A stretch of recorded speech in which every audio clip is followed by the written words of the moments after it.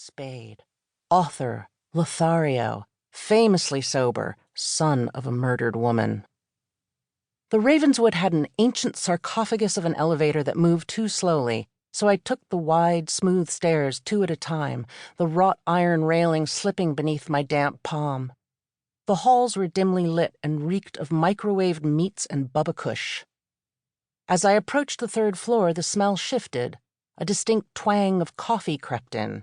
As I walked down the hallway to apartment 301, the smell intensified, and other notes were added.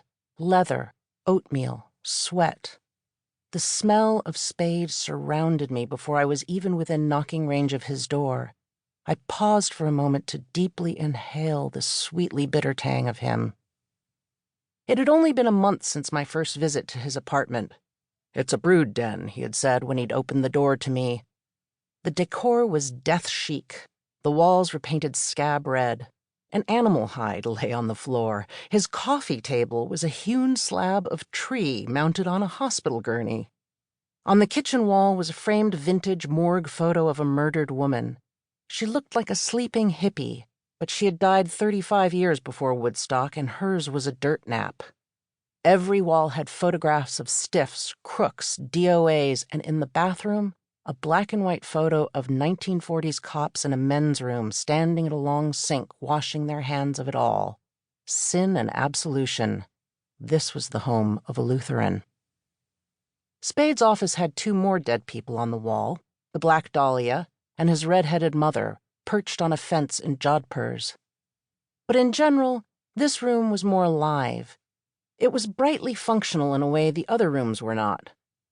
There was a stair climber in the corner upon which Spade performed his daily exertions, staggering ever forward, sweating and panting, the digital readout giving him illuminated proof of his virility and endurance.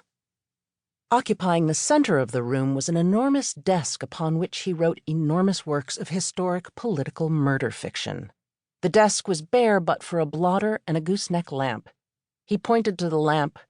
"I used to have a Post-it note stuck to the shade that read, 'No sports cars, no married women.'" We laughed.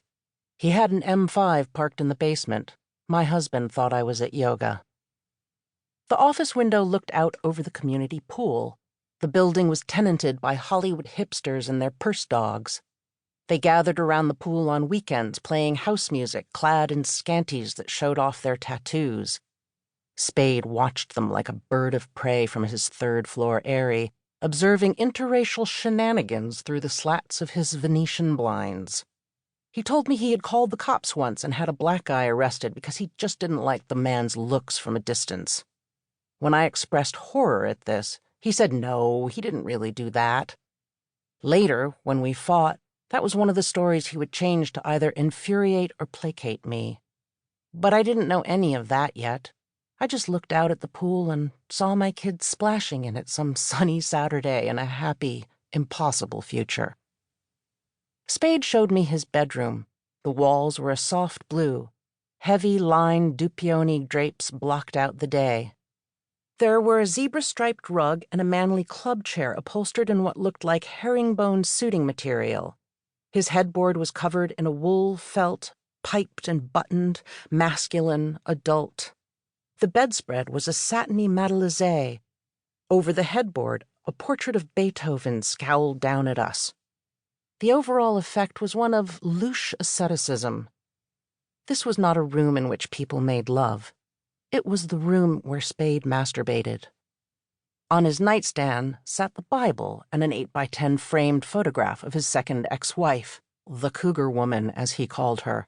A prim, furious little mid-lister with a pixie cut and a razor-edged tongue. The cougar was still his best friend and daily telephone confidant. "Look at this," he said. "Are you ready?" He opened a door to reveal a cedar-lined closet with evenly spaced hangers, holding perfectly draped suits. They were all cashmere and custom-made, window-pane, Glencheck, chalk-striped. Everything about him was fierce and dark and masculine and sexy and weird. I should have known better. I should have picked up my purse and walked out, and I have no excuse, other than I was fooled by the 3 plush alligators on his bed. To keep listening to this audiobook, I've left you a link in the description so you can do it, at no cost thanks to Audible's 30-day free trial.